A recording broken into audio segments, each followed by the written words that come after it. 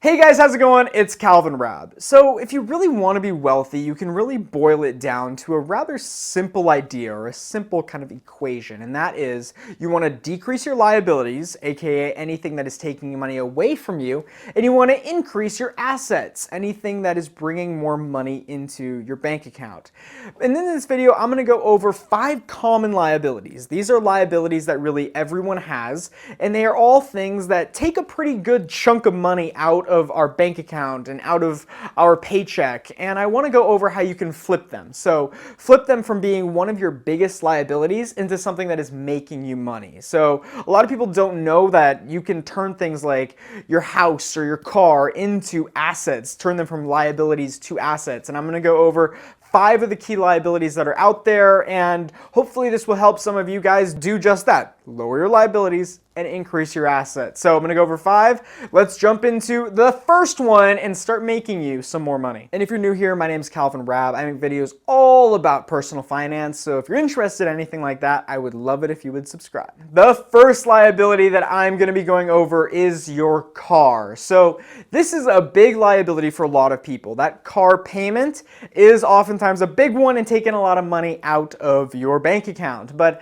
I want to talk about a few ways that you can flip it. So the first way is getting involved with companies like Turo, which is how you can rent out your car. So maybe you don't use your car all the time. Well, if you put it up on Turo, it allows people that are maybe visiting the area, rather than getting a rental car, they can instead drive your car. And Turo is a pretty cool place because you could get more unique cars. You know, if you have a little bit nicer of a car than you could get at a standard rental place, then that will be an incentive for people to use you. And oftentimes you can find cheaper ones on Turo, so you can get involved with that. There's also a couple other places like that. If you don't really feel like renting your car like that, you can get involved with more jobs, and that is something like driving for Uber or Lyft, or if you don't want to have people in your car, you can look into things just like Uber Eats and Postmates and different things like that.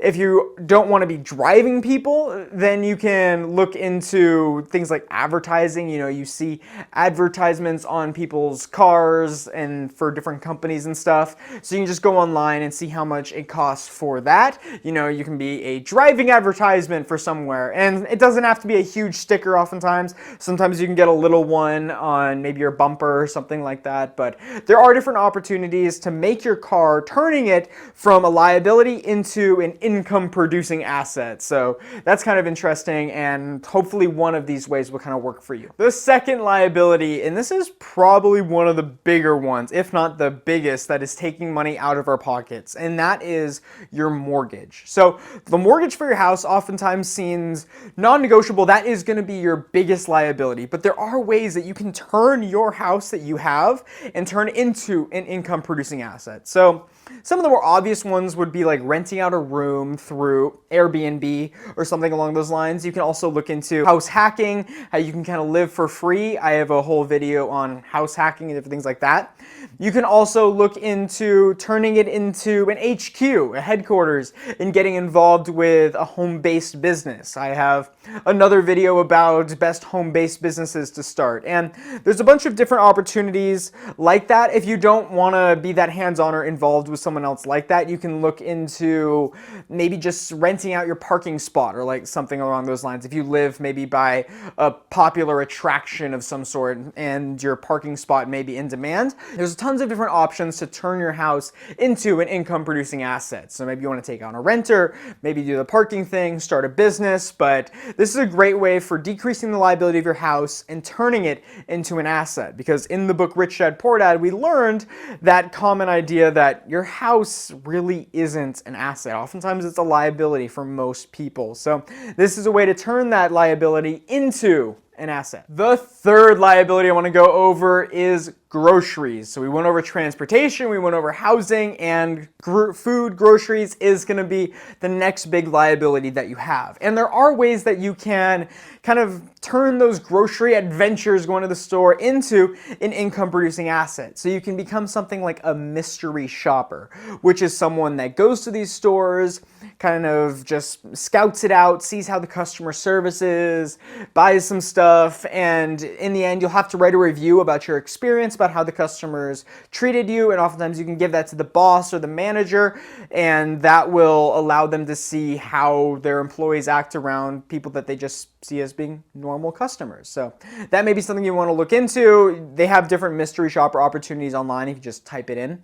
You can also get other people's groceries through something like TaskRabbit, and there's a bunch of different companies that do this as well. Oftentimes, this is for someone that's A, either super busy, or B, maybe an older individual or someone who's sick and is unable to go to the grocery store, so you can actually do that for them. It's kind of a win-win. You help them get your groceries and you get paid for it. So that may be something you want to look into. Another kind of small thing that allows you to turn these grocery, I'm calling them adventures, I think it's a funny way to put it, but these grocery adventures into more income-producing assets is by using cashback credit cards. Because if you use a cashback credit cards, you can then buy your groceries, but you're also getting a small amount cash back, or really any credit card that has rewards for grocery, then you can get a reward for doing that. So rather than going to the grocery store, just getting the things that you normally buy, you now buy the things you normally buy, plus a little reward for using that credit card. So, of course, when it comes to credit cards, you want to make sure you're being responsible with it and paying it off in full every single month. And if you can't do that, then cut up the credit card. But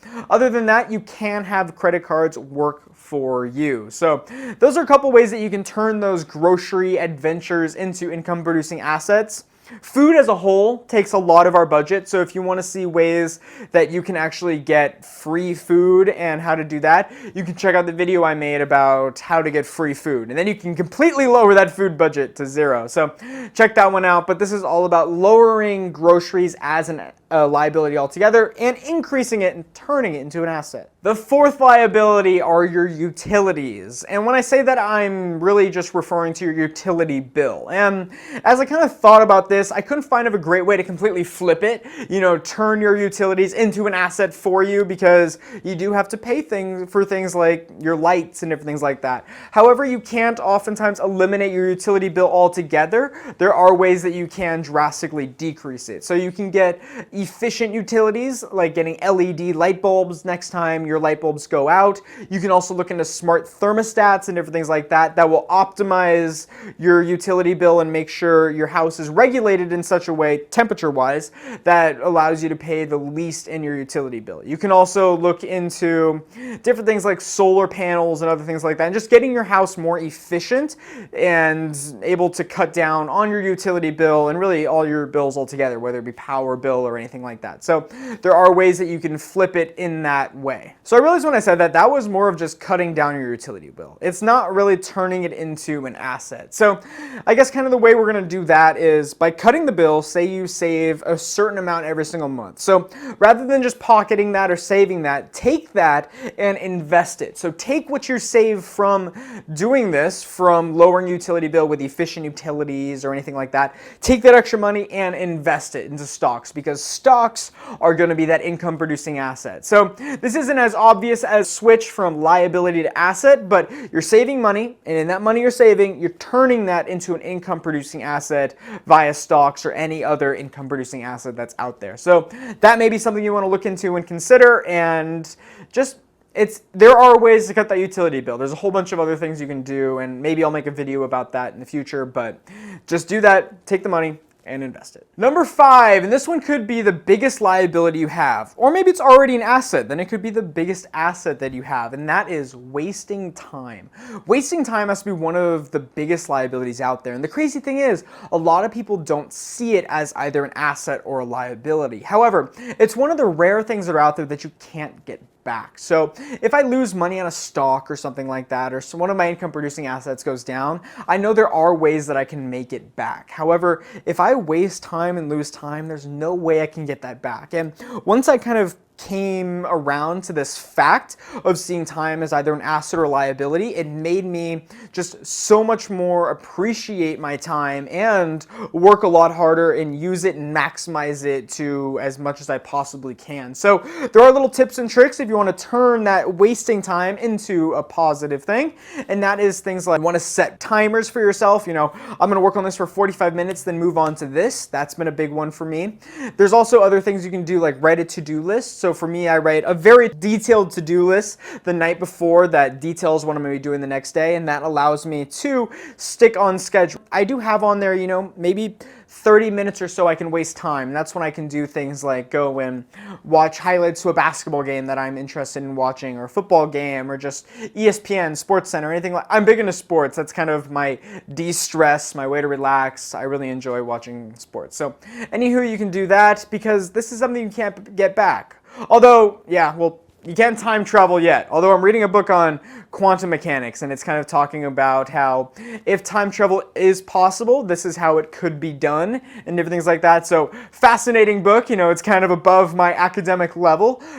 In academia, I have never studied quantum mechanics or anything along those lines. I've stuck in the economic realm, but it does fascinate me, so it is interesting. But for now, we can't go back in time, so we want to maximize our time that we have here, and there are different things you can put in place to do that. So that will wrap it up. Those are 5 common liabilities that I see you can turn into assets. So I'm sure there are other ones. If you have any other liabilities that are out there, let me know how you have turned them into assets, or how a lot of people can, because I certainly, and also do a lot of people that watch my channel, they want to grow their wealth. So I'd love to hear in the comments below. You can probably help other people out. You certainly will help me out as well. And let's have a good conversation, because this is an important topic to talk about. When it comes to wealth building, wealth generation, then you want to look into different things like this, and decreasing our liabilities, increasing our assets. That's kind of the golden idea behind all this. So let me know down there. I look forward to talking to you guys. But for now, that will wrap it up. I am Calvin Rabb, and I'll see you soon. Hey, you made it to the end of the video. Congratulations. So I'm going to move to the corner of your screen here. If you look in the upper left-hand corner, you are going to see my most recent video. And if you look in the lower left-hand corner, you're going to see a video that YouTube and I each think that you would like. And if you haven't yet, you can hit my face right here and subscribe. As always, my name is Calvin Rabb, and I'll see you soon.